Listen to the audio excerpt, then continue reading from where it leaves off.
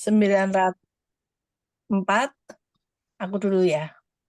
Dari Abu Hurairah radhiyallahu anhu, apabila tidak Screen-nya belum ya?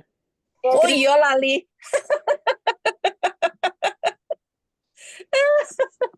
Ya Allah lupa. Oke, ya. 904. Dari Abu Hurairah radhiyallahu anhu, apabila didatangkan kepada Rasulullah Shallallahu alaihi wasallam orang yang meninggal dunia yang menanggung hutang, beliau bertanya, apakah ia meninggalkan harta untuk melunasi hutangnya? Apabila beliau diberitahukan bahwa mayit itu meninggalkan harta untuk melunasinya, maka beliau mensolatkannya. Jika tidak, maka beliau bersabda, solatkanlah teman kalian. Ketika Allah telah memberikan banyak kemenangan kepada beliau, beliau bersabda, aku lebih berhak membantu orang mukmin daripada diri mereka sendiri. Barang siapa meninggal dunia dan memiliki hutang, maka aku berkewajiban untuk melunasinya. Muttafaq alaih. Oke. Jadi hutang itu sangat besar artinya di dalam Islam ini intinya orang itu harus melunasi hutang apapun, hutang harta, hutang ini. Nah, terutama juga untuk hutang harta harus ada yang melunasinya. Jika tidak ada, Rasulullah tidak mau mensolatkan, tapi boleh disolatkan oleh selain Rasulullah. Nah, ketika Rasulullah sudah banyak menang perang, artinya sudah banyak harta ghanimah, maka hutang itu bisa menjadi tanggungan pemerintah gitu ya, maksudnya di sini Rasulullah dalam hal ini pemerintah ya. Iya, betul. Jadi Rasulullah itu adalah sebagai pemimpin negara, maka beliau berhak untuk membantu membayarkan rakyatnya yang mereka tidak mampu untuk membayar ketika mereka berhutang. Kalau sekarang gimana ya realitanya? kita hidup bukan di negara khilafah, bukan di negara naungan penegakan Al-Quran dan Sunnah. Nah, maka ketika kita malah diminta untuk bayar pajak, Islam kan tidak seperti itu. Malah ketika kita, terutama ya orang-orang yang dia masyarakat yang ekonominya sangat rendah sekali, boro-boro untuk bayar pajak, mungkin untuk kehidupan sehari juga agak kerepotan. Nah, tapi kan seolah-olah mereka tidak mau tahu tentang itu gitu. Akhirnya ya dipaksa. Kalau umpamanya kendaraan itu pajaknya terus-terusan ya ditahan kendaraannya. Mungkin kalau rumah terus-terusan pajaknya tidak dibayar mungkin diusir. Wallahu a'lam. Begitu, Dok. Iya. Itu jadi makanya mungkin ya. Kenapa? Terus? Ya berarti ya mestinya. Iya.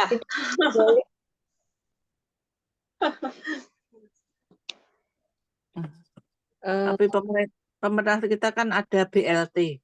Iya. Iya. Ya, tapi tetap BLT juga kan tidak pernah, Dok. Iya. BLT juga nggak tahu surveinya ya, laporan ke atasnya ya mungkin seperti itulah. Tapi kan atasan manusia biasa, jadi nggak paham. Yang penting ada laporan dari pengurus bawah, ya langsung di ACC. Wallahu a'lam. Ya. Oh, jadi ini Ustazah ya, ini kata-kata aku lebih berhak melunasi orang mukmin daripada mereka sendiri. Ini maksudnya pemimpin gitu ya, pemimpin dalam ini Rasul waktu itu. Iya, pemimpin negara. Jadi diambilkan hartanya itu dari kas negara.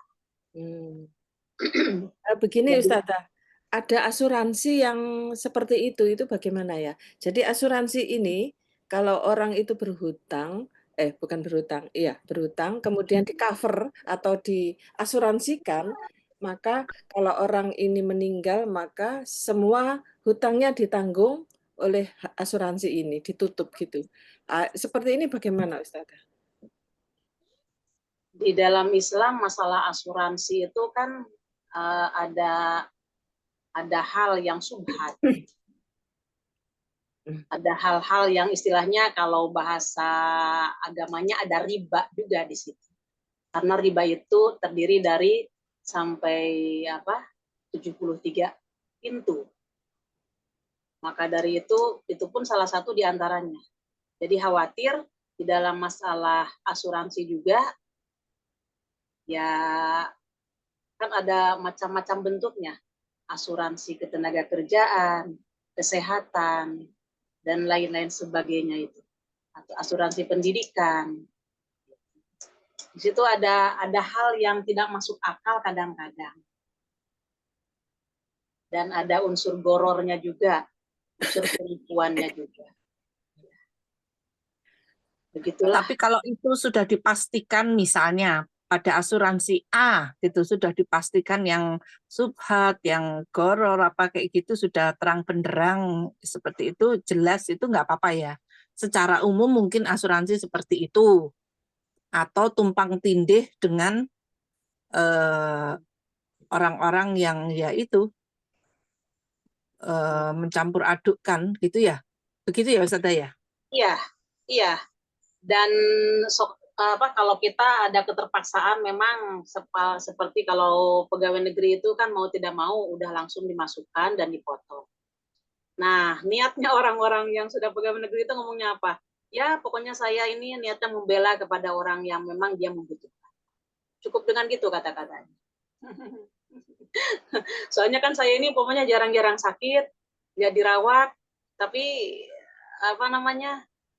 uang saya sebanyak itu diambil, ya udah saya relakan aja bagi orang yang mereka membutuhkan. Ya begitu dok. Wallahu alam dok. Iya. 905 Mbak Susi monggo. 905 Iya. dari Amr bin Su'aib, dari bapaknya, dari kakeknya radhiyallahu anhu, dia berkata, Rasulullah Shallallahu alaihi wasallam bersabda, tidak ada tanggungan atau jaminan di dalam masalah had. Hadis riwayat Al-Baihaqi dengan sanad yang dhaif. Paham mananya? Ini tidak ada tanggungan dalam had. Masalah had ini apa ya Ustazah?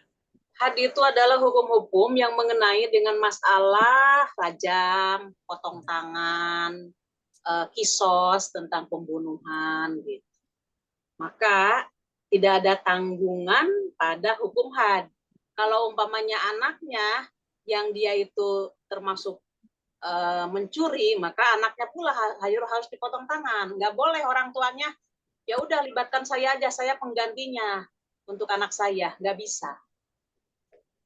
Tapi kalau utang uang, umpamanya anak saya punya utang uang gitu, 100.000, ya udah biar saya aja yang membayar, kata mamahnya, kata ayahnya, boleh seperti itu.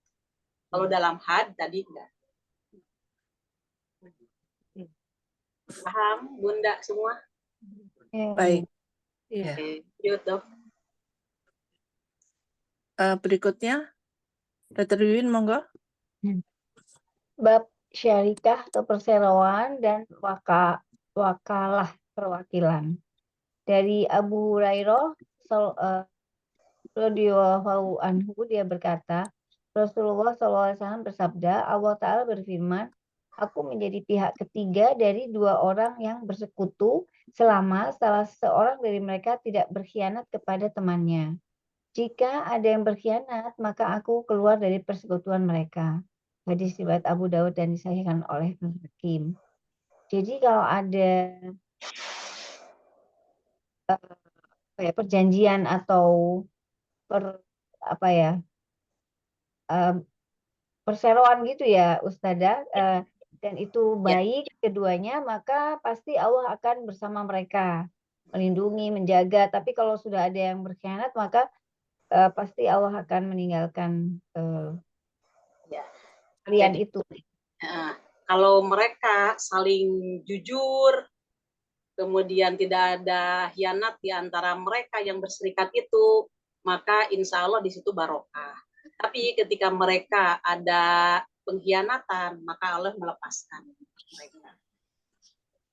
Tapi tetap walaupun Allah melepaskan itu, Allah mengetahui dan melihat gitu cara kerjanya si manusia-manusia tersebut, dan tetap ada catatannya. Cuman di sini Allah menyertainya itu adalah Allah memberkahi kalau bagi orang yang jujur, yang betul-betul dia amanah. Ya itu. Ya. Masya Allah ya. Hadis qudsi ini ya. Jadi Allah sendiri itu Iya. Yang menjadi berfirman, saksi, betul. menjadi pihak ketiga. Hmm.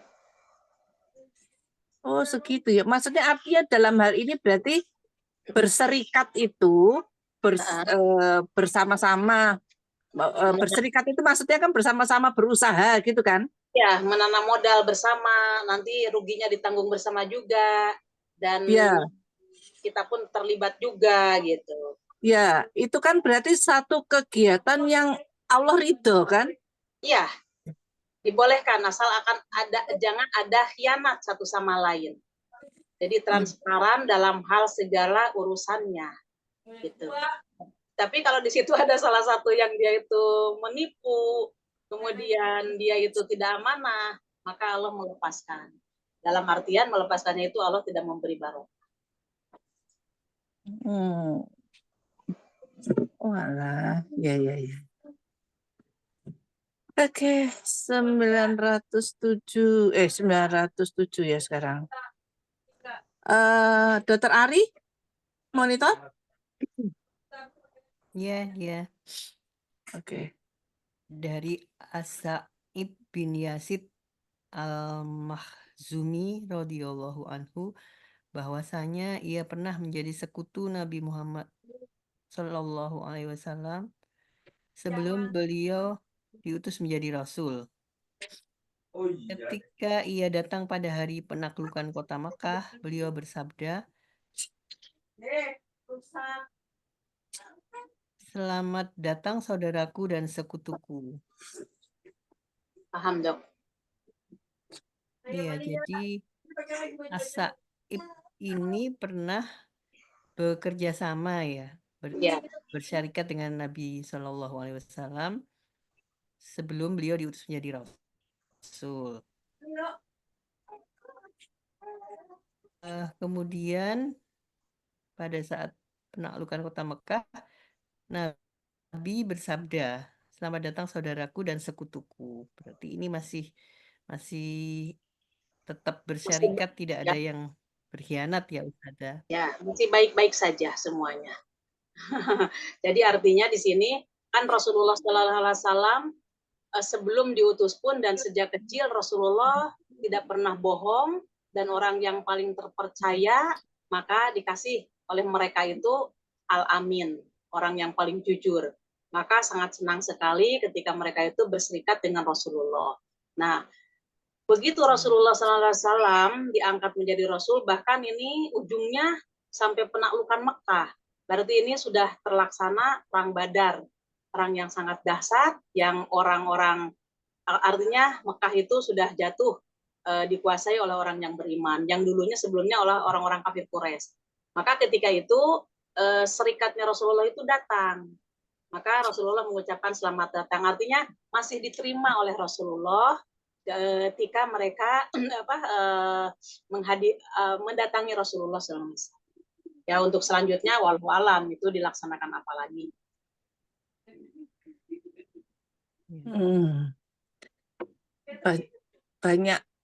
Banyak ya orang yang dulu kecilnya sama-sama menjadi sahabat, ketika salah satu menjadi pejabat, maka terus persahabatan lupa.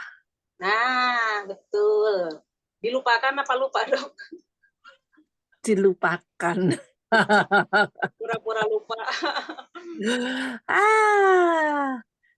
Ya. Dulu masuk rumahnya biasa, sekarang masuk rumahnya harus selewat ajudan. Nah, gitu. Di sini Rasulullah SAW menunjukkan akhlaknya ya, ketika beliau belum diangkat sebagai Rasul dan sekarang ini udah diangkat sebagai Rasul, tetap berbuat baik. Wallahu alam, ini orang yang datang kepada Rasulullah itu, apakah beliau ini sudah berbeat kepada Rasulullah untuk masuk Islam atau tidak. Di sini tidak disebutkan. Cuman dikatakan adalah bahwa mereka itu adalah cuman dilihat dari segi kalimat ini ya, saudaraku. Berarti kalau kalimat saudaraku itu mungkin sudah menjadi ikhwatu iman. Artinya sudah memeluk Islam. Kalimatnya saudara. Boleh jadi seperti itu. Oke, lanjut dok.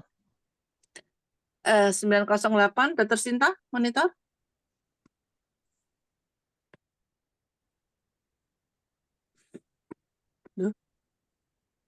Loh, malah hilang. Oke, malah Abdullah bin Mas'ud radhiyallahu anhu dia berkata, aku pernah bersekutu dengan Ammar dan Sa'ad di dalam harta rampasan perang yang kami peroleh ketika Badar. Ya. Ini mau ngomongin apa di balik ini? Ya, Ustaz. boleh jadi akan buka usaha mungkin dengan modal dari harta rampasan perang. Mungkin satu orang mendapat apa, orang tiga ini, maka disatukan, kemudian beliau ini usaha bersama. Jadi uangnya itu kalau diuangkan itu mungkin menjadi dinar atau dirham, kemudian dibelikan kepada barang-barang, kemudian dilanjutkan untuk melaksanakan usaha, nanti hasilnya sudah pasti kan sesuai dengan penanaman modal masing-masing. Presentasinya seperti itu. Terus buat kita yang sekarang, hikmahnya ini apa ya? Boleh, masih boleh kita melakukan seperti itu. Kan maksudnya saham ya. Ya. Iya, tapi kan apa sumber hartanya itu kan bukan dari rampasan perang, kan tidak ada perang gitu. Ya. Dari hasil kerja kita, umpamanya kita punya uang tabungan. Umpamanya kita ini anggotanya ada 10 orang, yuk kita mengadakan firma.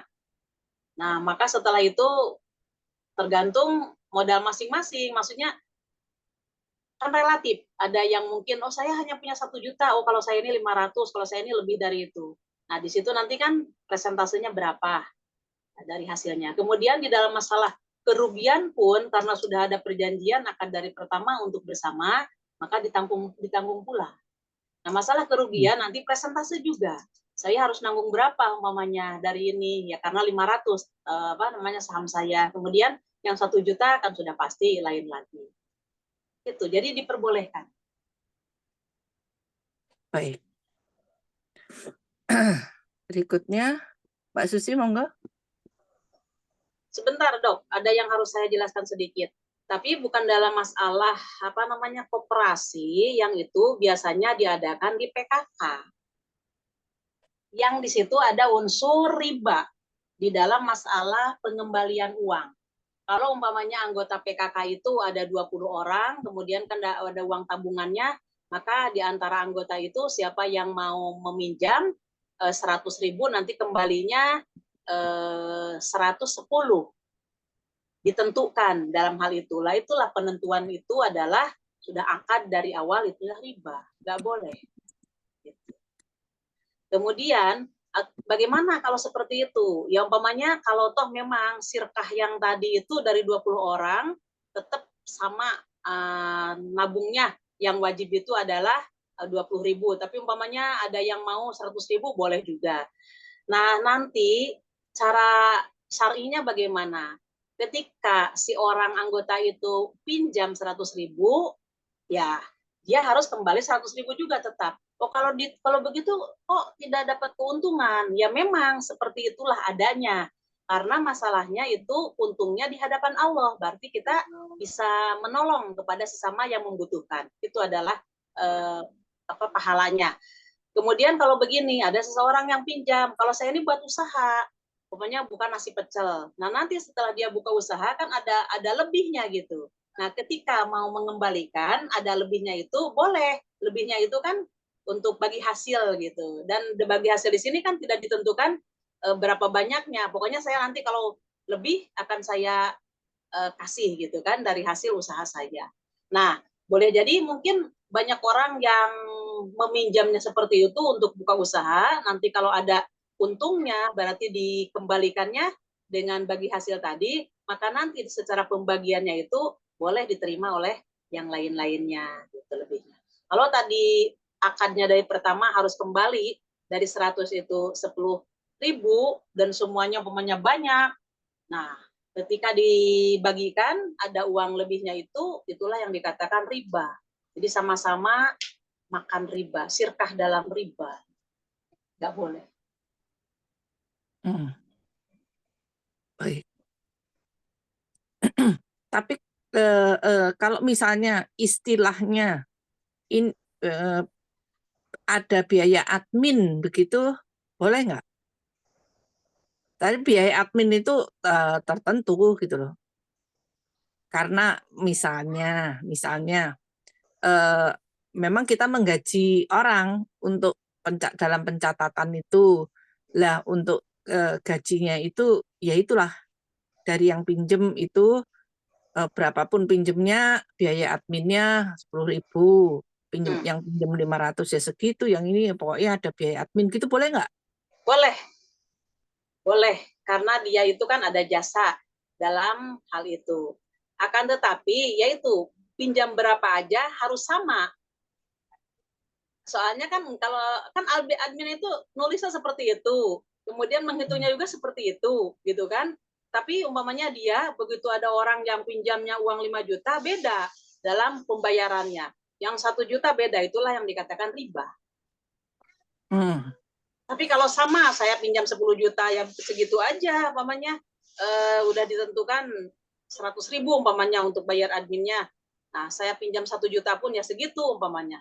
Itu tidak apa-apa. Justru yang menjadikan masalah itu kok pinjam uang banyak padahal transaksinya cuma 1 kali itu kok dipotongnya beda gitu. Itu yang tidak dibolehkan di dalam syariat. Baik. Iya, Ustazah. Berikut. Gimana ya? Di sini kan tujuannya kita memberikan hutang kan menolong orang ya. Iya. Kadang-kadang orang yang berhutang itu apa namanya menjengkel, bukan menjengkel. Misalkan dia mengembalikannya sesukanya atau kadang-kadang malah apa namanya diabaikan atau dibuat lupa. Nah, terus jadi yang dihutangi ini kan jengkel tahu Ustazah. Jadi udahlah kita nggak mau memberikan. Itu gimana Ustazah? Kalau nggak diberi hutang itu kasihan, tapi kalau diberi hutang kok seenaknya begitu. aja. Iya. Kan kemarin sudah dibahas bahwa ketika seseorang yang dia itu punya kelonggaran, kemudian dia itu mengabaikan dari utang tersebut, maka itu adalah sebuah kezoliman. Maka orang tersebut berhak untuk diporak-porandakan nama baiknya. Oh iya. Iya, iya.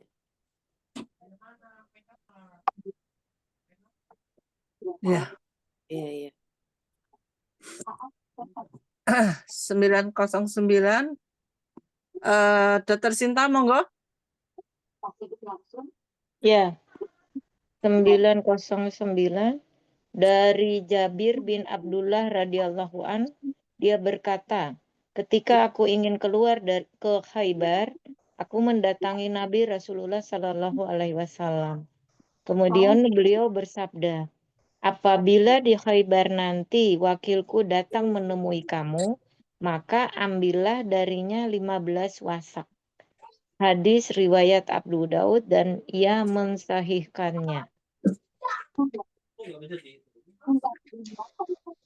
Jadi di sini menunjukkan bahwa ketika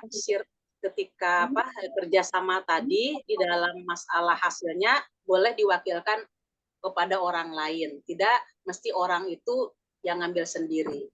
Kan itu sirkahnya Rasulullah dengan orang Khaybar, maka Rasulullah itu mewakilkan juga kepada orang yang datang ke Khaybar tadi. Ambillah bagianku 15 wasak.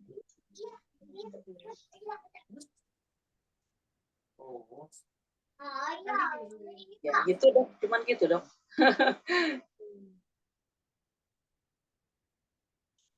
Ya, lanjut ya, Saudara.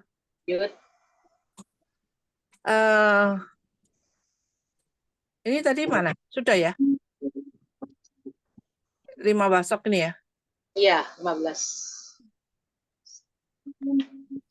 9-11, Mbak Uria, monggo.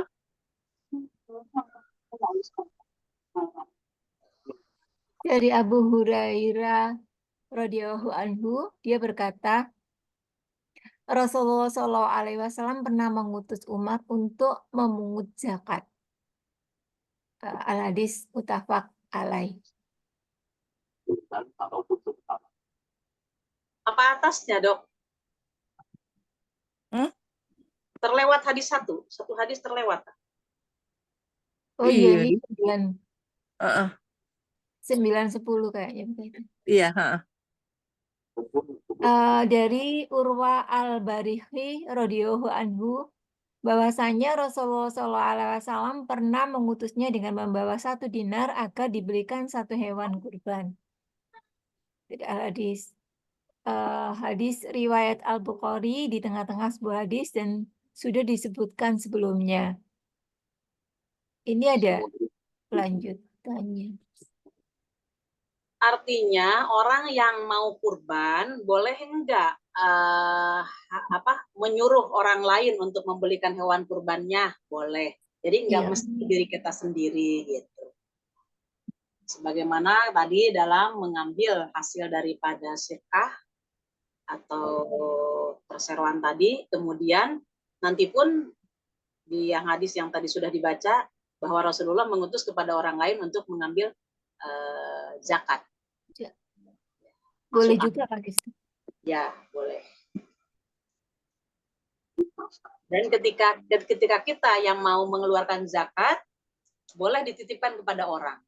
Nggak mesti langsung kita kepada atau kita yang datang sendiri kepada musola atau masjid, monggo, atau kepada orang yang menjadi mustahiknya, monggo. Semuanya diperbolehkan.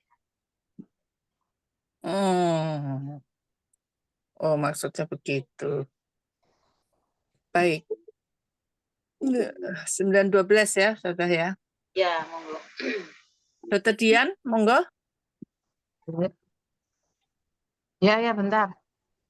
Dari Jabir Shallallahu An bahwasanya Nabi Shallallahu Alaihi Wasallam pernah menyembelih 63 hewan kurban dan menyuruh Ali Shallallahu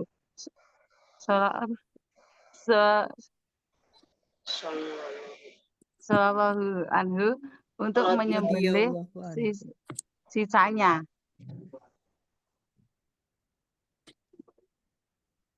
Maksudnya gimana ini? Pernah menyembelih 63 hewan kurban untuk menyembelih sisanya.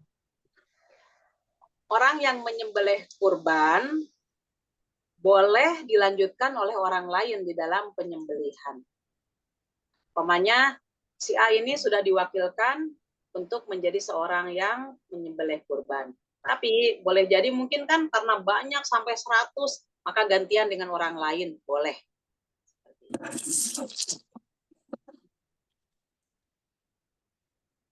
Ya, cuman itu. Lanjut. Dokter Dia. Iya. 9-13, Mbak Susi, monggo. 9-13 Ari Abu Hurairah radhiyallahu anhu tentang kisah pelaku zina. Nabi Shallallahu Alaihi Wasallam bersabda, wahai Unais, pergilah kepada wanita ini. Apabila dia mengaku maka rajamnya. Ini ketika ada wanita ya berbuat zina, kemudian Unais diminta Rasul untuk pergi untuk menanyai, kemudian mengaku, kemudian dirajam gitu ya. Artinya gini, ini kan sesuai dengan judul yaitu wakalah. Wakalah itu adalah mewakilkan. Kan yang melaksanakan rajam itu adalah pihak pemerintah, pihak Rasulullah dan dewan-dewannya dari Rasulullah. Maka ketika Rasulullah sudah mengucapkan atau mewakilkan kepada seseorang, yang tadi yang diutus oleh Rasulullah adalah Unes. Wahai Unes, periksalah si perempuan itu. Kalau dia memang mengaku betul-betul dia berzina, maka rajamlah dia. Jadi yang melaksanakan rajam itu Unes, gitu. Karena beliau itu sudah menjadi wakil dari Rasulullah. Gitu. Tapi kalau umpamanya di masyarakat itu ada hal yang berzina, kemudian masyarakatnya sendiri yang melakukan itu tidak boleh. Jadi tetap harus ada laporan kepada pihak pemerintahan. Ya, yang dimaksud dengan pemerintahan di sini maksudnya pemerintahan khilafah, artinya pemerintahan yang menegakkan Al-Quran dan Sunnah, bukan pemerintahan seperti sekarang ini. Oke, lanjut. Baik. Bab selanjutnya, Dr. Wiwin, monggo. Ya. Bab ikrar atau pengakuan. Dari Abu Dzar radhiyallahu anhu, dia berkata, Nabi Shallallahu alaihi wasallam bersabda kepadaku, katakanlah yang benar walaupun pahit.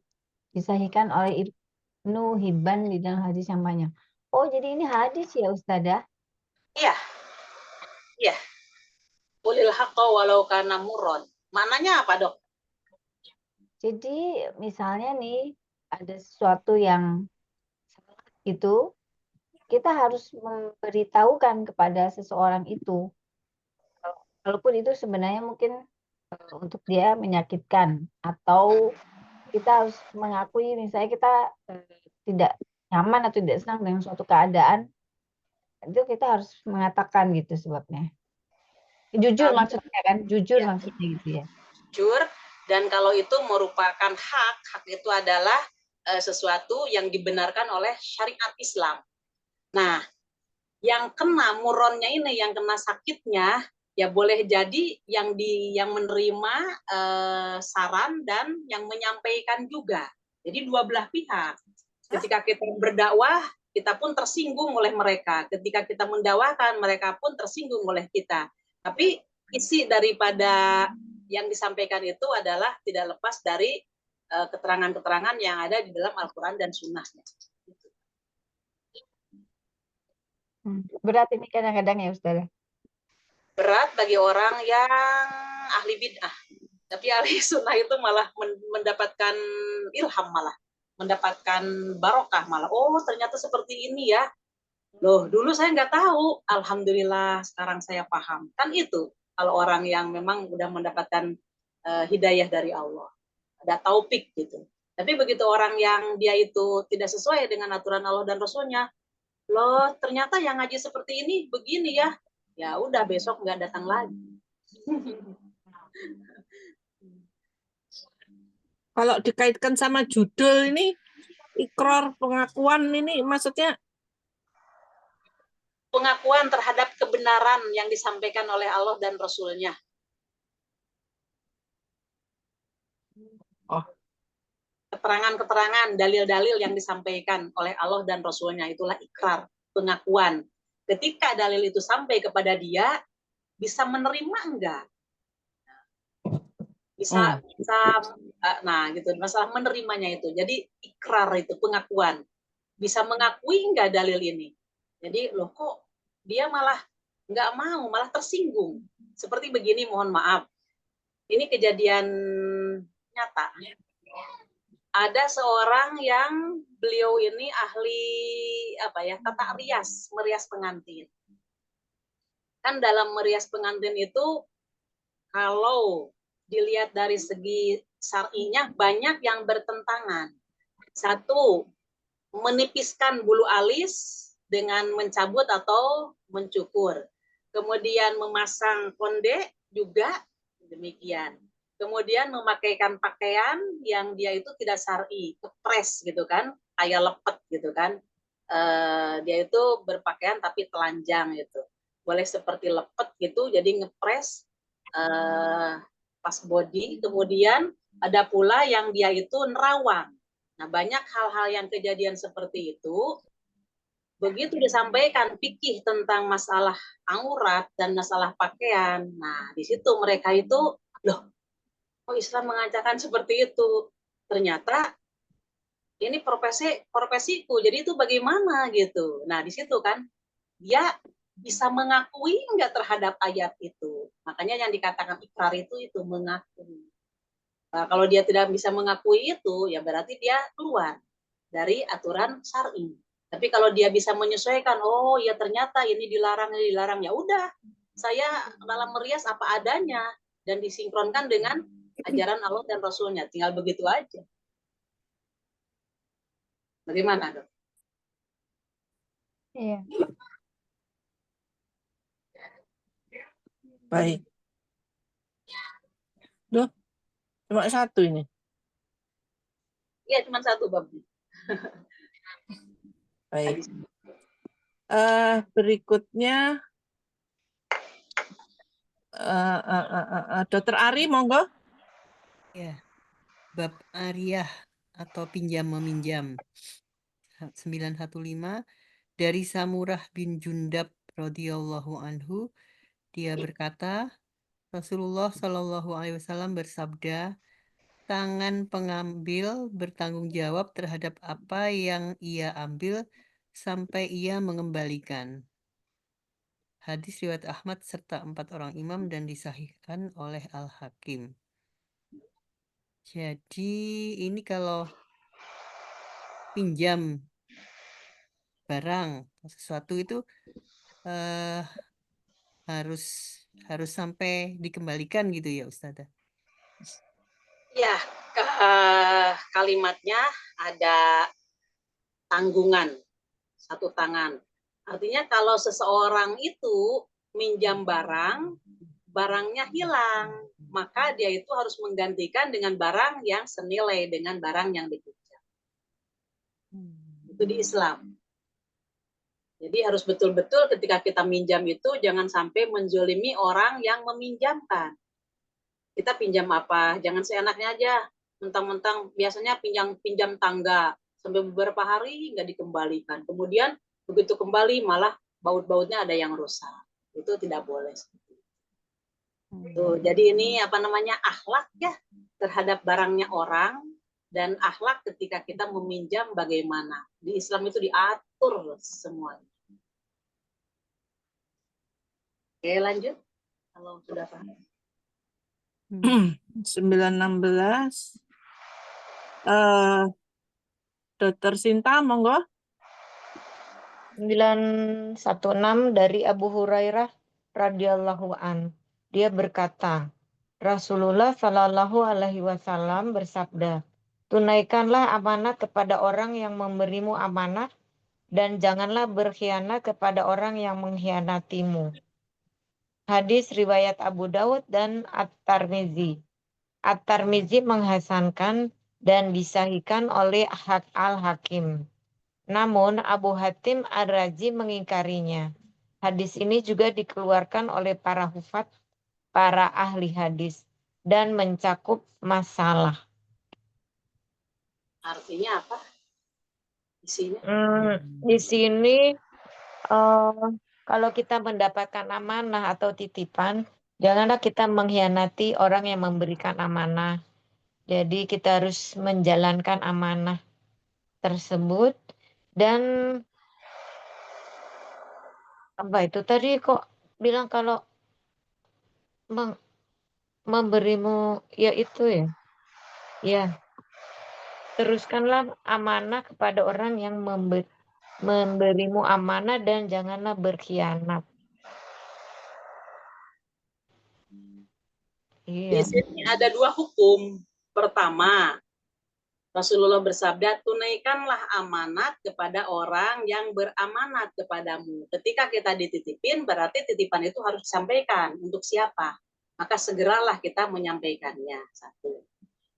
Hukum yang kedua, wala tahon man khonaka, janganlah kamu hianat kepada orang yang mengkhianatimu. Artinya ketika orang itu berbuat jelek, maka kita nggak boleh berbuat jelek lagi kepada dia. Hebat ya. Gimana ini? Paham, Dok? Jadi misalnya saya ada orang si A pinjem barangnya si B. Lalu tidak kembali atau kembali dalam keadaan rusak tapi tidak mengganti. Kemudian suatu hari si B ganti pinjem ke si A.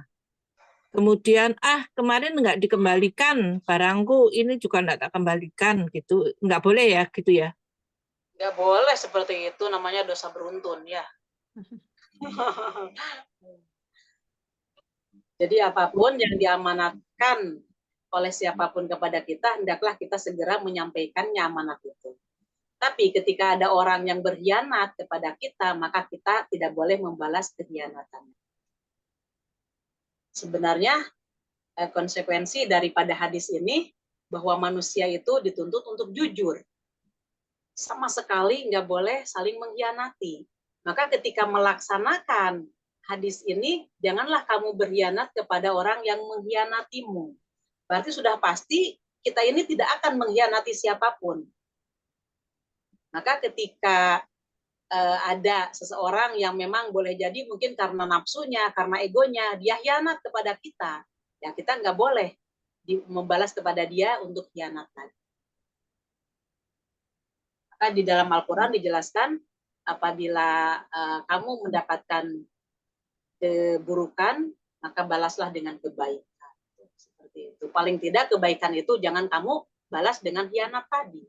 Apabila orang itu khianat kepada kita, kita nggak boleh khianat lagi. Paling tidak seperti itu minimal. Bagaimana, Dok? Iya. Berat ya, tapi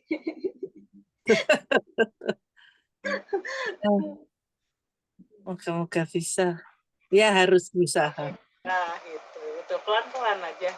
Jengkel memang gitu kan, menyebalkan memang, tapi Allah menyarankan saya nggak boleh membalas. Jadi kepada Allah aja, ya Allah, ya Allah, ya Allah.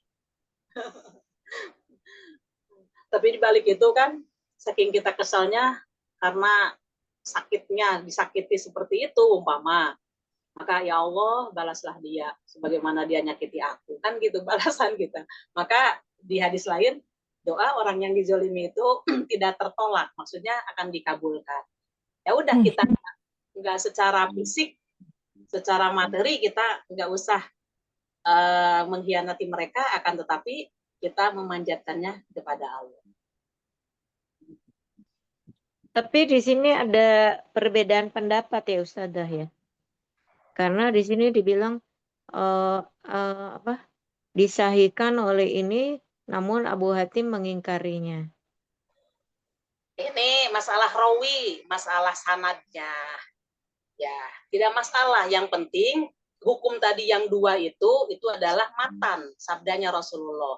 Adapun redaksinya, maksudnya kedatangan hadis ini di sisi lain disohhikan, maka di sisi lain itu diingkari oleh Abu Hatim.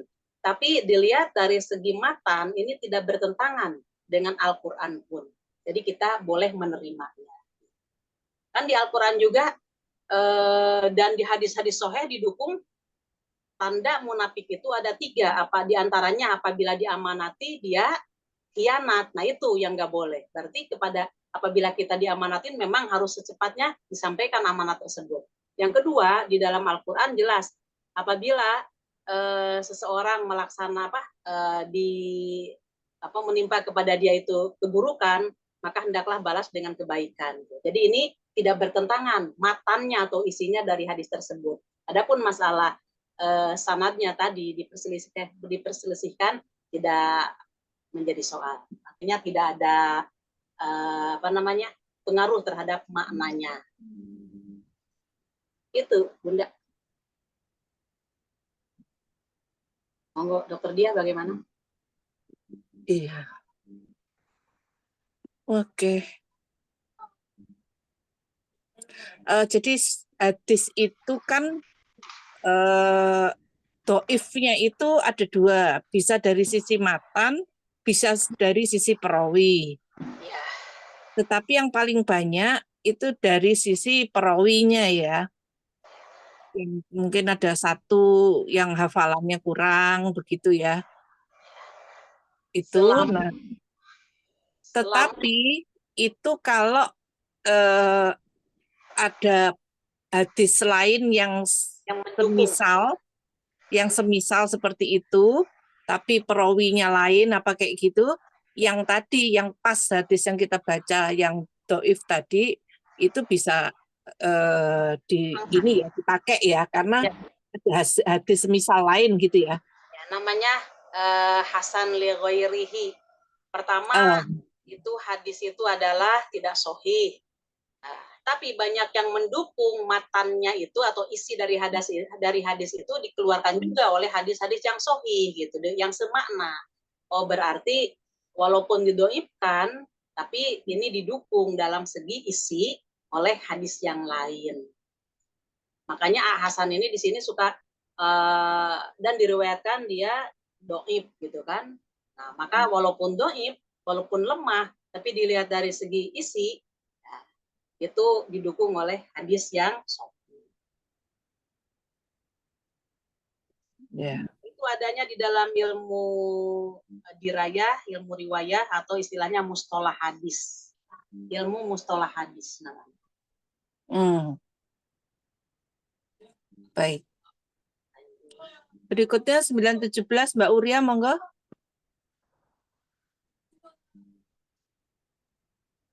Dari Ya'la bin Umayyah radhiyallahu anhu, dia berkata,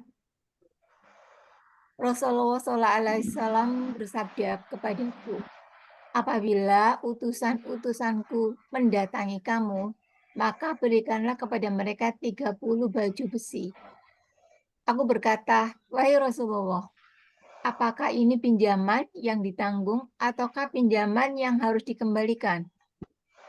Beliau bersabda, pinjaman yang harus dikembalikan. Dari hadis riwayat Ahmad, Abu Dawud, serta An-Nasa'i dan disyaihkan oleh Ibnu Hibban. Paham. Apa ya? Ini ya sama dengan yang di atas tadi. Kalau harus ditegaskan terlebih dahulu dan kalau itu dikembalikan, mesti dikembalikan. Pinjaman itu ada dua. Satu pinjaman yang ditanggung, ariyatun madmunatun. Yang kedua ariyatun muaddatun. Yang kedua adalah pinjaman yang dikembalikan. Kalau pinjaman yang ditanggung, artinya kalau hilang atau rusak, maka diganti harganya. Jadi seharga berapa itu senilai berapa, maka kita boleh ganti dengan uang. Umpamanya kita pinjam apa itu payung. Nah ini payung ini nanti kalau hilang bagaimana gitu kan? Apakah diganti dengan payung lagi atau diganti dengan seharga uang untuk membeli payung? Maka itulah yang dikatakan pinjaman yang ditanggung. Jadi nanti kalau dia rusak, maka diganti harganya. Kedua, pinjaman yang dikembalikan. Maksudnya yang dikembalikan di sini kalau dia hilang, maka tidak diganti dengan uang, akan tetapi diganti dengan barang. Tapi barang yang semisal tadi nggak ada, tapi nilainya semisal, boleh seperti itu. Tergantung akan waktu pertama.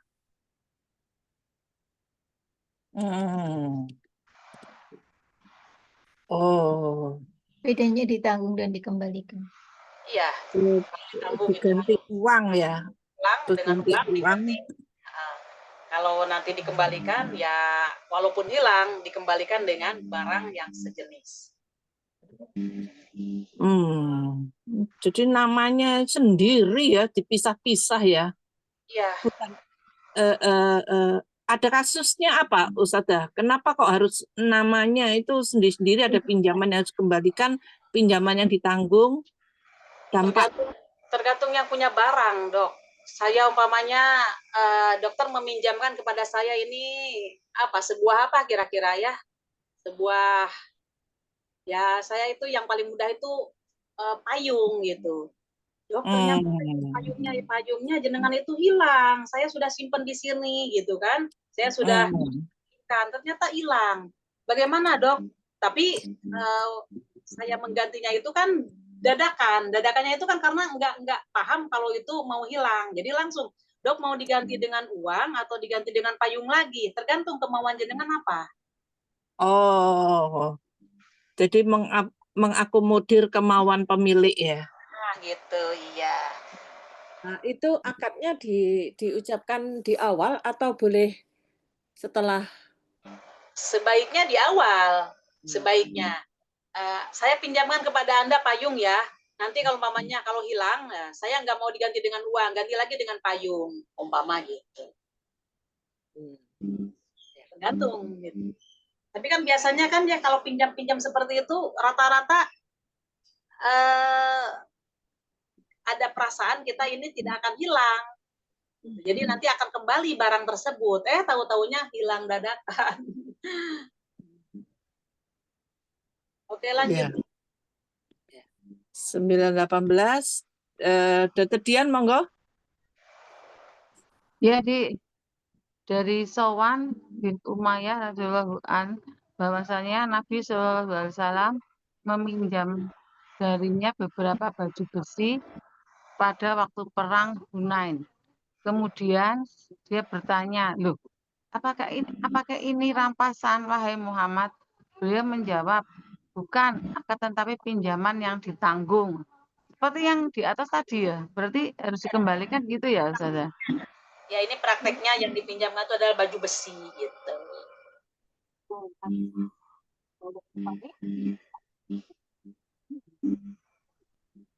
Ya. Ini kaitannya dengan rampasan ini apa maksudnya? Maksudnya kok sampai nanya begini apa? Nggak paham Ustazah, dengan rampasan hubungannya dengan pinjaman yang ditanggung kok bisa meminjam? Pinjam dari padanya beberapa baju besi pada hari peperangan Hunain. Maka dia bertanya, apakah sebagai barang rampasan yang Muhammad? Ya. Sabdanya tidak, bahkan pinjaman yang ditanggung. Jadi pinjaman yang ditanggung tadi adalah kalau rusak maka akan diganti. Kalau dirampas itu kan tidak ada tanggung jawab bagi pihak yang meminjam. Ya namanya ini apa? Bin Umayyah itu kan dia belum masuk Islam. Jadi dia ngomongnya kasar. Jadi kalau bahasa kita nanti kalau rusak itu bagaimana? Ada tanggung jawab enggak gitu? Kalau bahasa kita itu begitu istilahnya ini kalimat. Oh. Tidak, Jadi aku tanggung jawab gitu. Bahkan pinjaman yang ditanggung. Jadi pinjaman yang ditanggung itu artinya kalau nanti rusak atau hilang, berapa harganya gitu akan kami ganti. Gitu. Oh, jadi karena dia belum masuk Islam, makanya kalau orang Jawa bilang itu mentolo ya. Itu mbok rapas tah gitu. Jadi tidak percaya kan kepada Rasulullah, namanya juga kan Iya. gitu. Di sini kalimatnya ya itu. Oh iya paham. Belum atau masuk Islam. mungkin maksudnya kalau barang rampasan itu boleh diambil gitu ya maksudnya. Bukan dipinjam. Kalau umpamanya dari pihak mereka, dari pihak Sofwan bin Umayyah itu kalah gitu kan, berarti kan itu jadi harta rampasan. Akan tetapi tidak, maka Rasulullah itu akan mengganti gitu. Ya. Karena kan ikrarnya pinjam. Kalau umpamanya dia rampasan, berarti kalau kalah ya tidak dikembalikan. Tapi kata Rasulullah itu dikembalikan walaupun umpamanya mereka itu kalah karena itu tadi dipinjam oleh pihak Rasulullah, pihak kaum muslimin, maka Rasulullah akan mengembalikan. Mereka orang-orang sahabat yang sudah masuk Islam tidak berani memanggil Muhammad. Ya. Rasulullah dan nggak mungkin kata-katanya yang kasar seperti ini. Malah ada suatu saat Rasulullah itu mau meminjam, maka kata sahabat itu nggak usah pinjam ya Rasulullah, ini untuk Anda. Jadi dikasihkan, enggak saya pinjam, enggak ini untuk Anda. Tapi kalau orang kafir ya dipinjam pun kan takut. Ya begitu, Dok. Oh, ini Rasulullah enggak marah ya? Padahal Rasul ya. Padahal doanya terkabul ya, Dok. Iya. Lah dulu saya kalau diginikan orang, dulu saya ngamuk. Kamu enggak tahu tas apa saya? Oh, gak percaya nih, Syekh. Iya, iya, iya, iya. Sekarang Ya sudah, Allah. Ini paling yang marah itu sahabat ya kalau tahu ya. ya, ya, ya. Kan pernah Rasulullah juga kan didebat oleh orang yang Arab gunung itu. Maka ya itu sahabatnya yang mau memukul dia. Apa perlu dibunuh ya Rasulullah? Dihalang oleh Rasulullah. Jangan, jangan, jangan. Sampai seperti itu Rasulullah. Oh iya, iya, iya, iya. Jadi wong Rasulullah yang sudah jelas-jelas orang tahu itu Rasul, entah mengakui entah tidak, entah beliau tetap menerima perlakuan yang seperti ini ya. Tidak menjadikan dia itu kebal ini ya, tapi ya tetap diterima dengan santai aja ya gitu ya. Tidak menunjukkan beliau itu gila hormat ya. Iya, iya. Dan Betul. tidak bakalan membalas gitu ya. Ya, rendah hati dan beliau itu merangkul kepada siapapun. Makanya di dalam Al-Quran kan disebutkan orang-orang yang beriman itu apabila dia lewat kepada orang-orang yang dia lagi melaksanakan maksiat, maka dia melewatinya dengan kiroman, dengan mulia. Maka ketika kita melihat ada segolongan orang-orang yang lagi maksiat, ya kita tidak bla bla bla bla bla itu, ya udah cuek aja, biasa-biasa aja. Ya ini akhlak Rasulullah. Iya Allah. Bayang Ustazah, biasanya orang itu kan mesti menjadi marah, menjadi ini karena merasa dipermalukan. Ya, betul. Hebat ya. Iya. Dia cik abot rek jadi Rasul. Pelan-pelan, insya Allah. Iya. Dikit. Paling tidak paham. Baik. Lanjut. 19 ini enggak ya Ustazah ya. Lanjut bab baru ya. Ya. Aduh rek, masih merinding saya. Akhlaknya Rasul. Ya, hebat ya. Makanya Rasul itu akhlaknya Al-Quran, kata istrinya. Baik. 9:20 Indri. Ya. Assalamualaikum warahmatullahi wabarakatuh. Waalaikumsalam. Bab gosok, mengambil hak orang lain tanpa izin.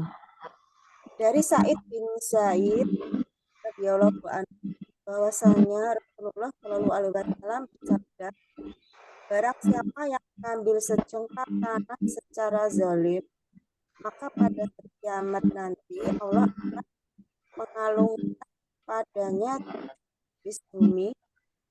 Muttafaq alaih. Paham, Bunda? Oh ya, ada. Tidak paham. Yang 7 lapis bumi. Orang yang dia itu punya kaplingan tanah, kemudian yang punya tanahnya itu kan nggak tahu, tapi tiba-tiba patoknya itu dipindahkan, hanya 1 jengkal atau 5 cm atau 10 cm. Nah, berarti kan itu namanya gosok. Nah, setelah itu dia bangun rumah, berarti hanya 1 bata itu mungkin untuk pondasinya, kemudian batanya itu nempel di tanah orang lain. Dia tahu dan dia lakukan memindahkan patoknya tadi gitu. Maka orang yang demikian walaupun pemiliknya tidak tahu, oleh Allah nanti akan dikalungkan sebanyak 7 lapis bumi apa yang dia ambil. Kalau umpamanya ambilnya 0,5 meter, ya 0,5 meter itu 7 lapis bumi. Ya 7 lapis bumi itu berapa kilo? Dikalungkan kepada dia itu. Jadi dia itu dililitkan oleh tanah tersebut. Ya kita nggak usah membayangkan bagaimana ya. Mungkin sebelum dia itu terlilit, ya sudah tenggelam di dalam tanah itu. Nggak bisa seperti itu. Pokoknya Allah di sini maha segala-galanya. Dan ini maksudnya sejengkal, minimal sejengkal gitu ya? Walaupun setengah jengkal juga.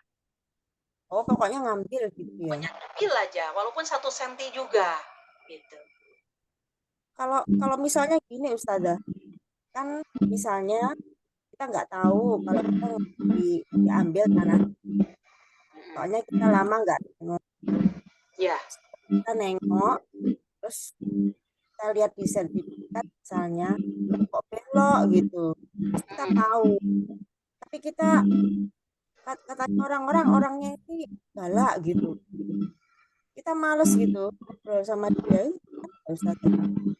ditabayunkan dulu, klarifikasi dulu, kemudian nanti bagaimana responnya. Apakah dia itu mengakui kejadian tersebut? Nah, kalau toh kita ya bijaksana karena itu umpamanya sudah dijadikan sebuah bangunan, maka kita tinggal hargakan aja, minta dibayar, gitu kan? Karena itu memang hak kita. Tapi kalau dia tidak mengakui, enggak, ini memang saya dari pihak apa itu yang membagikan kapling-kapling itu dari pihak kaplingnya katanya saya udah mendapatkan seperti ini umpama gitu. Nah dia ngeyel, ya udah kita mengikuti hadis ini aja. Kalau dia tahu tapi pura-pura tidak tahu dan dia itu mengelak dalam hal itu, padahal dia melakukannya, maka inilah yang terjadi pada dia. Tunggu aja nanti di akhirat, pasti dikalungkan tanah kita oleh mereka, oleh Allah kepada. Tapi sertifikatnya tuh bentuknya itu enggak kotak gitu. Dia memang enggak punya sertifikat. Apa kita kita merubah sertifikat kita sendiri itu gimana ya? Apa iya kalau umpamanya beli tanah tidak ada patokan-patokannya, Bun? Dia alasannya itu waris, tidak ada syaratnya. Kalau memang betul dia tidak tahu, begitu kita kasih tahu, harusnya kan dia menerima, oh maaf, berarti saya yang salah. Ya itu nanti bagaimana secara kekeluargaan, apakah dia memang harus membayar dari tanah tersebut, atau kita yang mau mengikhlaskan gitu, tergantung. Bagaimana? Iya, Ustazah. Kalau pokoknya ya udahlah, seperti itu nanti, kalau kita sebenarnya tidak ikhlas, tapi kita membiarkan dan orang yang melakukan itu dia tahu bahwa dia itu memang pelakunya gitu untuk memindahkan sejengkal tanah tersebut dari aslinya dia ya nanti ini hadis ini aja lah kita tunggu. Ya Ustazah, makasih. Yang ini tidak akan dibawa mati walaupun punya bangunan besar pun besok mati tetap aja dunia ini berputar dan harta yang dimiliki oleh kita ini tidak akan terbawa. Jadi kita tetap harus menyampaikan ke orang itu ya, soalnya ya. Kita ini mau diam aja gitu, nggak boleh ya. Oh ya boleh, jadi harus dikasih tahu dulu, ya. Tapi kalau dia nanti responnya bagaimana, tanggung jawab, maaf nanti bagaimana perkembangan. Kalau kita sudah tahu hadis ini, ya kita ya yang mengalah, jangan ayel-ayelan. Tadi juga kan khianat berarti dia kepada kita kan mengambil tanah kita, berarti kata Rasulullah tadi, janganlah kamu berkhianat kepada orang yang khianat kepada kamu. Udah serahkan aja kepada Allah. Semuanya di hadapan Allah itu, kezoliman itu akan terbalas. Yang jelas kita nggak usah zolim kepada orang. Nah itu. Ya Ustazah, makasih. Dokter Dia. Ya. 921, monggo Mbak Susi. 921 ya, dari Anas radhiyallahu anhu bahwasanya Nabi Shallallahu alaihi wasallam pernah berada di rumah sebagian istrinya. Lalu salah satu istrinya mengutus seorang pelayan untuk membawa sebuah piring yang berisi makanan. Kemudian dia atau istri yang didatangi memukul dengan tangannya dan pecahlah piring tersebut. Beliau pun menangkupkan piring itu dan meletakkan makanannya di atasnya. Lalu bersabda, makanlah. Kemudian beliau memberikan piring yang tidak rusak kepada pelayan itu dan menyimpan piring yang pecah. Waduh. Paham? Apa istrinya marah atau bagaimana? Kok bisa memukul? Ada riwayat sedikit lagi di Jepang ini ada nggak? Di bawahnya ya. Ya coba. Nah adalah Aisyah. At-Tirmizi menambahkan Nabi Shallallahu alaihi wasallam bersabda, makanan diganti makanan dan bejana diganti bejana. Rasulullah lagi berada di rumahnya Aisyah, istrinya Rasulullah. salah satu dari istri yang lain itu mengirimkan makanan untuk Rasulullah. Nah, menyuruh khodamnya, menyuruh penyuruhnya itu. Maka ketika mengirimkan, Aisyah melihat, akhirnya oleh Aisyah itu ditepuk langsung. Akibatnya gitu ya? Cemburu. Lalu Cemburu. Karena Rasulullah berada di pangkuan beliau, maksudnya jadwalnya Rasulullah berada di rumahnya Aisyah. Aisyah nggak mau kutak-atik oleh yang lain gitu, walaupun dikasih makanan apa saja gitu. Aisyah itu cemburu kepada orang yang memberikan makanan itu, maka Aisyah itu spontan akhirnya pecah piringnya. Maka Rasulullah di situ tidak marah gitu. Maka makanan dengan makanan, piring dengan piring, kan tadi piring pecah, maka dikembalikan piring yang utuh tadi kepada khodamnya untuk dikembalikan kepada istri yang lain. Sampai seperti itu ya. Saya tidak menyinggung perasaan ini karena kalau cemburu itu ya memang madu dari dulu seperti itu. sudah di Apalagi sekarang. Paham ya? Iya. Iya. Saya ya emosi. Lah, gimana sih? Dipecahin. Gitu ya. Ya Allah, Rasulullah diem aja. Baiklah. Ini bukan ada dendam, tapi Rasulullah udah paham ini cemburu. Maka Rasulullah di sini yang bijaksana sekali. Satu, nggak memarahi kepada Aisyah, di sini nggak menunjukkan. Kemudian mengganti dengan piring yang baik untuk istrinya, yang bukan gilirannya itu. Masya Allah. Ini kok masuk bab gosip itu kenapa Ustazah? Ini yang haknya siapa yang diambil tanpa izin?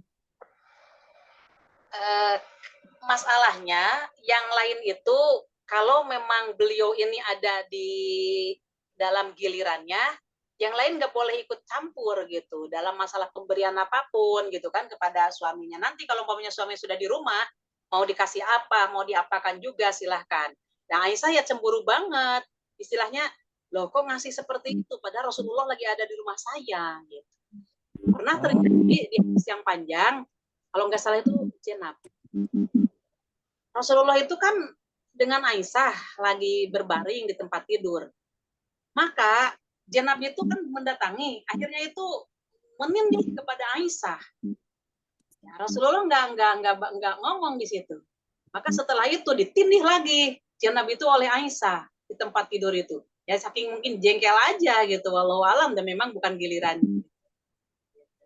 Akhirnya di situ ya saling marah ya antara dua istri itu dibiarkan oleh Rasulullah. Maka kata Rasulullah itu ketika jenab itu dibalas oleh Aisyah dalam tindakannya Rasulullah memang putri Abu Bakar katanya gitu. Nah, cuman gitu kata-kata Rasulullah. Jadi artinya siapa dulu dia? Dia kan putri Abu Bakar, kan dia itu apa marah seperti bapaknya gitu. Terus satu lagi, Saudah itu kan istrinya Rasulullah yang beliau itu memang sudah sepuh gitu. Maka ketika gilirannya kepada Saudah sering memberikan gilirannya kepada Aisyah. Apa kata-kata Aisyah? Di antara istri-istri Rasulullah yang paling saya cintai adalah Saudah katanya. Ya iyalah wong gilirannya Saudah dikasihkan kepada beliau gitu kan. Ya. Hadis Muslim itu di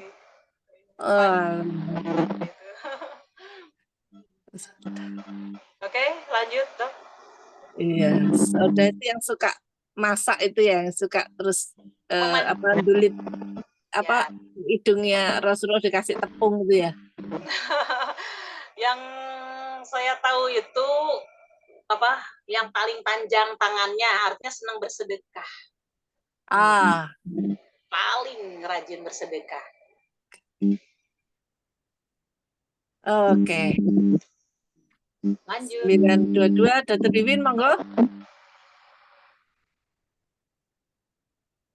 Dari Rafi bin Hadid radhiyallahu anhu dia berkata, Rasulullah bersabda, barang siapa menanam tanaman kaum tanpa seizin mereka, maka ia tidak memiliki apapun dari hasil tanaman itu, namun ia mendapat atau belanjanya. Surat Ahmad serta 4 oleh An-Nasai dan dihasankan oleh Al-Tirmizi, dikatakan bahwa Al-Bukhari melakukan hadis tersebut.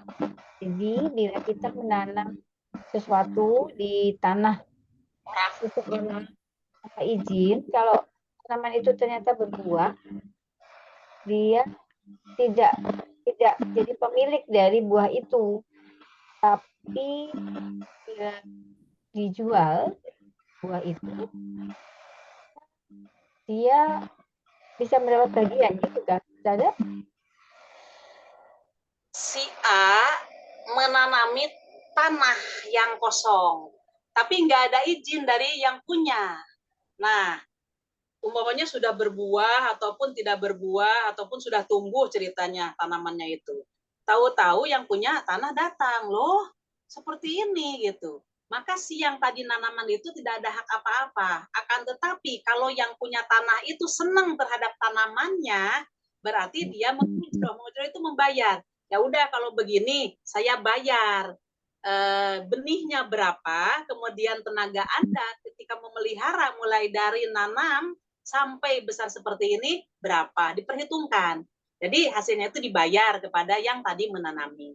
Nah, tapi kalau kata yang punya tanah, saya nggak suka, justru sengaja saya tidak nanam-nanam itu karena saya nggak suka ada tanaman. Maka di situ berhak yang punya tanah itu untuk mencabuti, nyuruh kepada orang yang nanam tadi. Cabutin. Itu namanya. Jadi kalau senang berarti dia dibayar. Ya. Maksudnya dibelilah itu ya yang tanam itu. Nah, terus pertanyaannya bagaimana sekarang yang umpamanya kita di samping kita ada tanah kaplingan kosong, kemudian karena itu daripada nanti banyak ular, banyak binatang, lebih baik umpamanya dipelihara oleh kita. Nah, tapi kita ada niat nanti kalau umpamanya ada yang punyanya datang, ya saya serahkan kepada dia. Nah, terus bagaimana hasilnya? Insya Allah selama yang punya itu kan memang tidak ada tidak ketemu dengan kita, tapi kita nanam cabai udah ada hasilnya, diambil aja oleh kita. Insya Allah itu nggak apa-apa. Bukan dalam arti kita untuk memiliki hak tersebut haknya orang itu dengan cara zolim, tidak kan? Cuman kan takut kita kalau umpamanya itu dibiarkan nanti ada pohon-pohon yang merambat ke kita gitu. Ada ular, ada apa-apa. Begitu, Dok. Lanjut, Dokter Dia. 923. Monggo Dokter Ari. Dari Urwah bin Az-Zubair radhiyallahu anhu, dia berkata, salah seorang sahabat Rasulullah Shallallahu Alaihi Wasallam berkata, ada 2 orang yang mengadukan masalah tanah kepada Rasulullah Shallallahu Alaihi Wasallam. Salah seorang di antara mereka telah menanam pohon kurma di atas tanah milik yang lain. Lalu Rasulullah Shallallahu Alaihi Wasallam memutuskan bahwa tanah tetap menjadi milik si empunya dan menyuruh pemilik pohon kurma untuk mencabut pohonnya. Beliau bersabda, lanjut Di. Ya. Ini. Beliau bersabda, tidak ada hak bagi jerih payahnya orang zolim. Hadis riwayat Abu Daud dan sanadnya Hasan. Tapi ini spesifik. Bagaimana, Dok? Oh, paham, Dok. Jadi kalau menanam pohon di tanah yang bukan miliknya, dan pemilik tanahnya itu Rasulullah menyuruh pemilik untuk mencabut pohonnya itu, pemilik pohon kurma untuk mencabut pohonnya. Jadi nggak punya hak untuk menanam di tanah yang milik orang lain gitu, Ustazah. Ya. Dan seandainya dia sudah menanami, kemudian itu sudah besar, malah sampai berbuah. Akhirnya kan disuruh Rasulullah untuk dicabuti.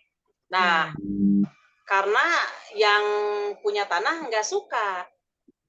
Nah, walaupun si yang menanam tadi sudah kerja keras, sudah merawat, maka tidak ada upah untuk kerjanya dia. Ini maknanya apa? Sekarang ini terjadi ya. Ketika ada tanah yang kosong, baik itu ditanamin, tapi biasanya ditanamin bangunan rata-rata. Ketika ditanamin bangunan, entah dijadikan untuk transit mobilnya, ataupun untuk jemurannya, ketika datang pemiliknya itu, malah dia minta ganti rugi kepada pemiliknya. Itu salah total di dalam Islam itu. Justru harusnya dia itu terima kasih. Oh iya, saya terima kasih ya. Saya sudah maaf, saya sudah menyimpan bangunan ini untuk mobil saya, untuk jemuran saya gitu. Harusnya dia terima kasih. Ini enggak. Ya kalau Anda ya mau menempati di sini walaupun ini tanah Anda, kan saya ini sudah berkorban bangun rumah ini. Kalau umpamanya bangunan ini dihancurkan berarti saya rugi. Ya enggak seperti itu gitu. Kalau tahu hadisnya ini, pasti dia itu diambil oleh yang punya tanpa syarat. Harusnya gitu. Sebagaimana orang-orang yang biasanya kan di pinggir rel itu kan punya pemerintah Diphub ya, bagian itu di bagian kereta api. Maka di situ malah mereka itu minta ganti rugi. Seharusnya nggak perlu ganti rugi, justru terima kasih saya udah menepati di sini udah beberapa tahun gitu. Seharusnya gitu. Tapi sekarang ini kan tidak minta ganti rugi. Padahal ini hadisnya jelas. Laisa limirkin zolimin hakun. Maka tidak ada upah maksudnya bagi orang yang zolim tadi. Tapi kalau dia minta izin waktu membangun, pasti nggak akan dikasih izin. Pasti nggak akan dikasih izin gitu. Jadi dia itu kan liar, itu namanya zolim. Monggo, Dok, bagaimana?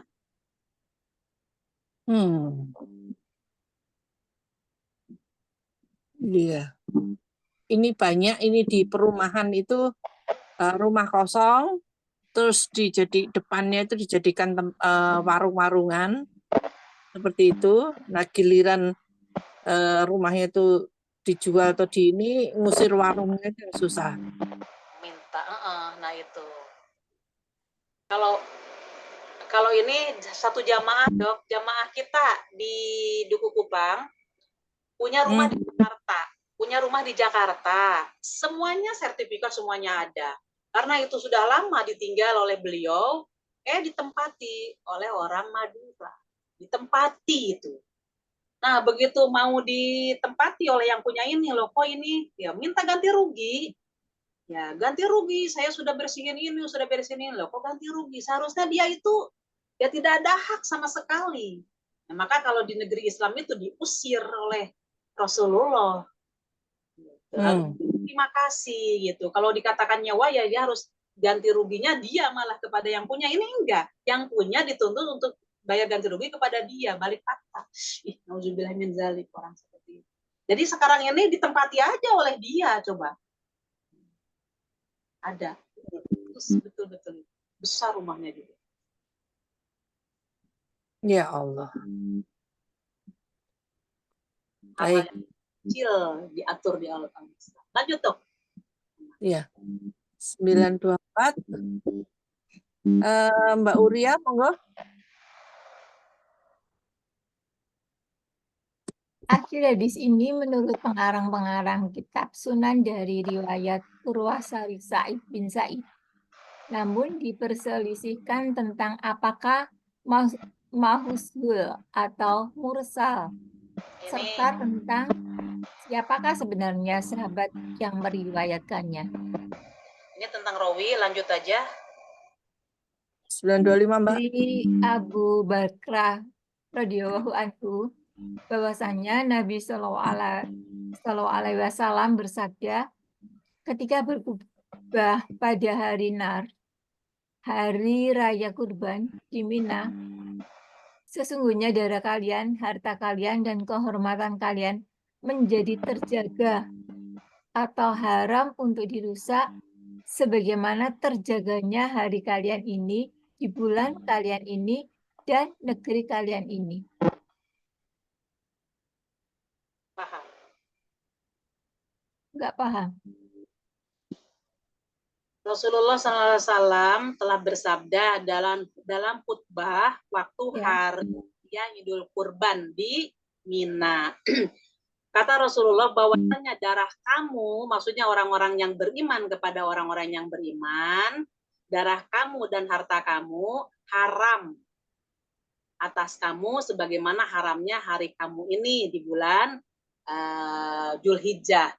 Kan bulan Dzulhijjah itu termasuk bulan haram. Kalau umpamanya orang yang melaksanakan haji nggak boleh menumpahkan darah, nggak boleh membunuh sesuatu, kegontoan, dan nggak boleh banyak nggak bolehnya di situ hal-hal yang berkaitan dengan maksiat. Nah, begitu pula kepada kalian, walaupun bukan di luar bulan ini, nah itu berlaku untuk orang yang beriman itu haram darahnya, haram hartanya, dan haram kehormatannya. Orang Islam kepada orang Islam yang lain jangan sampai dia melukai fisiknya, melukai hatinya, dan mengambil hartanya yang memang bukan miliknya. Tuh, ada hak dan kewajiban seperti itu antara sesama Islam. Tapi realitanya nggak begitu. Ternyata orang Islam dengan orang Islam membunuh. Sekarang kan banyak yang mencuri kendaraan kalau lihat agamanya Islam, gitu kan? Ya, seperti itu, Dok. Bagaimana, Dok? Terus sama judulnya gimana, Ustazah?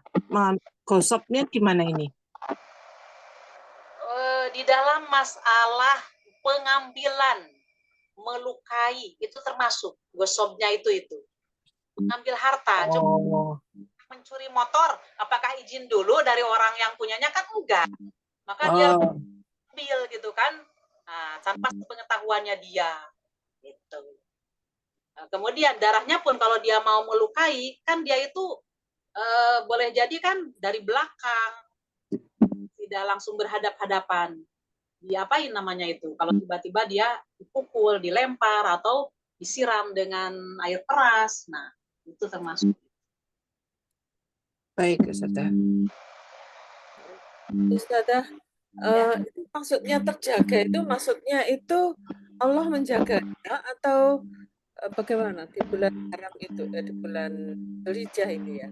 Ya, menjaga di sini saja artinya orang ke orang yang sesama Islam jangan sampai melukai orang lain, menyakiti orang lain, menghina orang lain. Maka ketika itu terjadi, maka itu sudah tidak terjaga lagi gitu, masalah keharaman itu. Jadi haram itu di sini tidak diperbolehkan oleh Allah untuk mengganggu sesama muslim, mengganggu fisiknya, mengganggu kehormatannya, dan mengganggu hartanya. Itu khususi. Ya, kenapa ini Ustazah ditekankan di bulan Dzulhijjah ya? Artinya bulan-bulan lainnya kan sama saja mestinya ya Ustazah. Katanya begini, inna dima'akum, di dalam khutbahnya Rasulullah, pada bulan Dzulhijjah itu kan bulannya haji. Orang-orang yang melaksanakan haji ataupun di luar haji pun itu kan memang itu adalah sesuatu yang kalau orang yang melaksanakan ritual haji berarti dia itu betul-betul jiwa raganya itu untuk beribadah kepada Allah. Maka dibolehkan potong kuku, melukai orang, kemudian berburu, melukai binatang, itu kan haram. Nah, bagi orang-orang yang beriman itu bukan hanya di bulan Dzulhijjah aja gitu untuk menjaga kehormatan tadi. Nah, tapi di bulan yang lain pun berlaku. Semua umat Islam seperti sekarang. Ini kan bukan bulan Dzulhijjah kita. Nah, tetap walaupun di bulan sekarang pun nggak boleh kita mengambil harta orang sesama muslim, nggak boleh melukai sesama muslim, nggak boleh kita menghina kepada sesama muslim gitu. Sebagaimana haramnya di bulan Dzulhijjah ini. Bulan Dzulhijjah ini diharamkan. Maka di luar bulan Dzulhijjah pun haram juga. Monggo, paham, Dokter? Baik, Ustazah. Ini bab baru dilanjut bulan depan. Monggo, insya Allah tahun depan. depan ya, Dok? Ya, tahun depan. Ya. Alhamdulillah, mudah-mudahan Allah memberikan sehat walafiat kepada kita dan mudah-mudahan Amin. dikasih istiqomah oleh Allah untuk bisa melaksanakan amal soleh dari hari ke hari, dan apa yang telah kita terima ilmu ini mudah-mudahan membawa manfaat untuk dunia kita dan akhirat kita. Amin ya rabbal alamin. Rabbana Amin. ba'da iz hadaitana wa hab lana min ladunka rahmah innaka antal wahhab. Subhanakallahumma wa bihamdika asyhadu an la ilaha illa anta astaghfiruka wa atubu ilaik. Rabbana atina fid dunya hasanah wa fil akhirati hasanah wa qina adzabannar. Wassalamualaikum warahmatullahi wabarakatuh. Mohon pamit. Waalaikumsalam warahmatullahi Warahmatullahi wabarakatuh. Terima kasih, Ustazah. wabarakatuh. Terima kasih.